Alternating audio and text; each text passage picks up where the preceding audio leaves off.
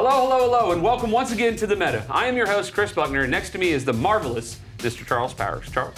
Thanks, Buck. Marvelous? I'll take it. That's pretty good. That's because it's a great word. Yeah. We're back from PAX South in San Antonio, and Charles, I'd like to get your thoughts on what you thought about the convention. So, you know what? I thought PAX South was really cool. We saw some interesting games, checked out the PAX Arena, saw some competitive action go down, and of course the cosplay. It can't be a PAX without cool cosplay. Yeah, there were some interesting characters there, and we're going to talk about it. This show is going to be a really great one. We're going to start with a little bit of news like we normally do, and then we're going to dive right back into PAX. So, what do you say we get started? Let's do it. All right, let's do it. This is The Meta.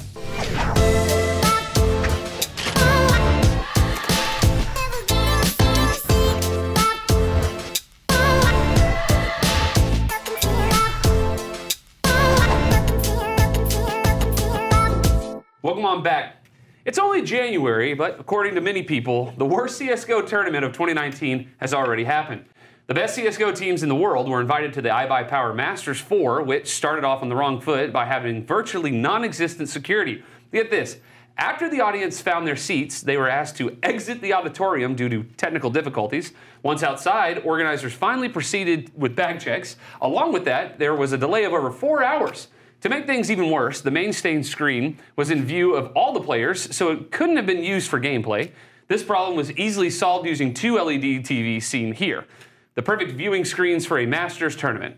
The event did have a secondary stage for games, which was on the balcony, but the players here didn't have any noise-canceling headphones, and some of those matches couldn't even be viewed even online. That just looks like a mess. Yeah, that's pretty bad. I can't even imagine. A 4-hour delay? Bruh. Like, you're not Lauryn Hill. You gotta, and even she can't get away with that. But you know, the players also had complaints about the equipment being used. If the tournament is run by a PC manufacturer, you kind of think corners would not be cut, right? You'd be wrong. Not that the online viewing experience was any better, though. iBuyPower has a VOD on Twitch that is over an hour long, and it says stream starting soon, and that is literally the entire video. Not even kidding. The audio on the stream was desynced at times, and most of the time it sounded like this. But first, I'll advise you to turn down your volume just a little bit in case you have sensitive ears. This is where the only vulnerability is, and it's really not even that much of one. Everybody's cleaned up in mid. The bomb, in fact, is forfeit over as well. Jeez. Man, you know what? Sadly for online viewers, there were no refunds for the time they spent watching that stuff.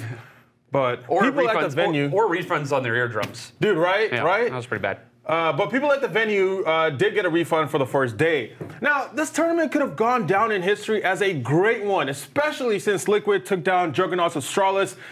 Can you believe Astralis finally lost? I can't. I'm actually reading this and going, Astralis actually lost. That's Actually pretty lost. impressive. So, you know, it could have been great, but now the tournament will be written off as just an aberration due to just poor planning and poor organizing.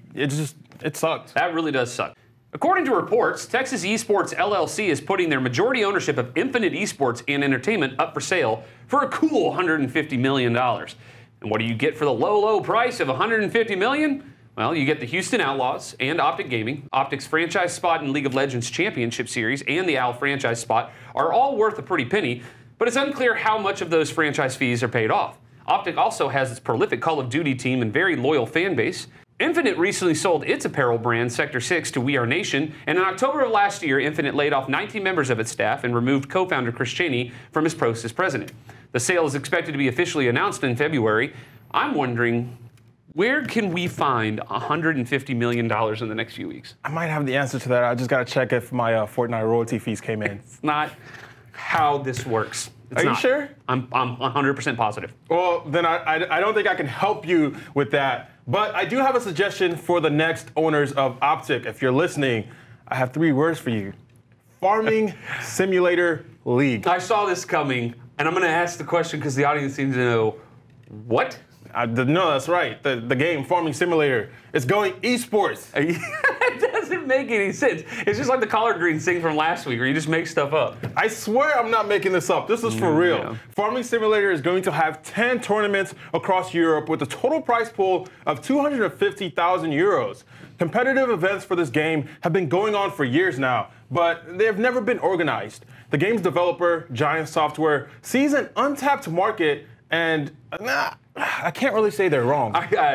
I know that this isn't part of the script, but the fact that there is something where you can go online and very realistically farm, instead of actually just going and farming, is beyond me. But you know what? You can say the same thing about anything, and the fact that you can't blast people like in Overwatch or Fortnite. You can't run around with a pick and you can tear join down the houses. army, or you can play basketball versus playing 2K or FIFA. Same thing, you know. Well, there you're just wrong. All right. Onward we go. And our last bit of news before we move on to PAX, Smash Bros. Ultimate and Splatoon are going to both have tournaments at PAX East. This is good news for the Smash community because the tournament is the official Nintendo tournament. This is not great news because they're not using competitive settings for the tournament. The official rules for the online tournament use a timer versus the normal stock rules. They also have items set to low and Smash Ball set to on. Now, when I first heard about the Smash Ball, I thought it was a college party I used to go to, but it's just a power-up in Smash Brothers. I went to a Smash Ball party. Got smashing? I got smashed. Oh, you got smashed. Yeah. Okay, cool. Smash balls are typically not used because, you know, they add RNG to the fight and make it easier for the lesser of the two competitors to win. Yeah. The main event at PAX is actually going to play with stock rules with items in Smash Ball set to on. It'll be interesting, I guess. When we come back, though, we share our adventures at PAX South. So don't go anywhere. The Meta will be right back.